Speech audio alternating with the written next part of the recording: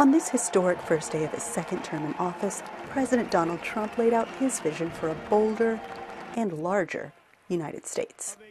The United States will once again consider itself a growing nation, one that increases our wealth, expands our territory, builds our cities, raises our expectations, and carries our flag into new and beautiful horizons.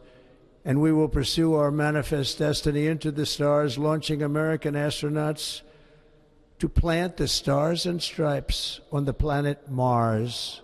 Then he got to work, signing a stack of executive orders. He said they include a declaration of a national emergency at the southern border that would allow the deployment of troops, and a national energy emergency that will allow more domestic extraction. He also declared that there are only two genders, and said he would order that the Gulf of Mexico be renamed the Gulf of America.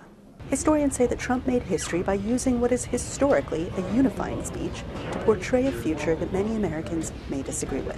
It was less an inaugural speech and more a State of the Union. He just listed a series of bullet points of projects he wanted to undertake, from deporting immigrants to seizing back the Panama Canal. Thousands of Trump supporters came to Washington from across the country because they say his policies speak to them.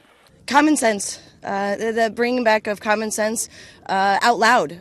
So many people have, in my position, feel like we are the silent majority, and I think this is going to give us the opportunity to speak out loud and to be, and unafraid to speak the truth and to speak common sense.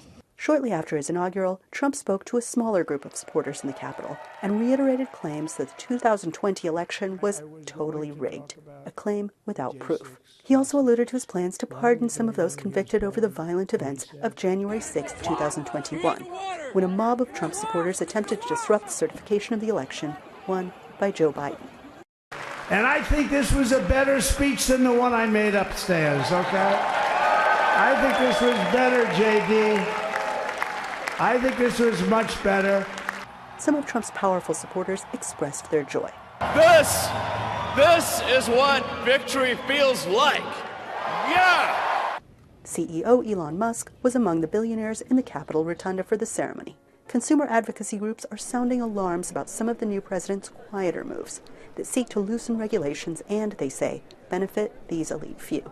When we think about why the incoming Trump administration wants to freeze regulations and halt public protections wholesale, it is at the behest of the wealthiest among us, corporate special interests. They are who benefits when we don't have guardrails on the books.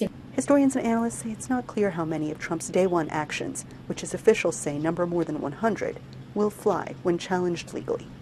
For that answer, they say, look to tomorrow.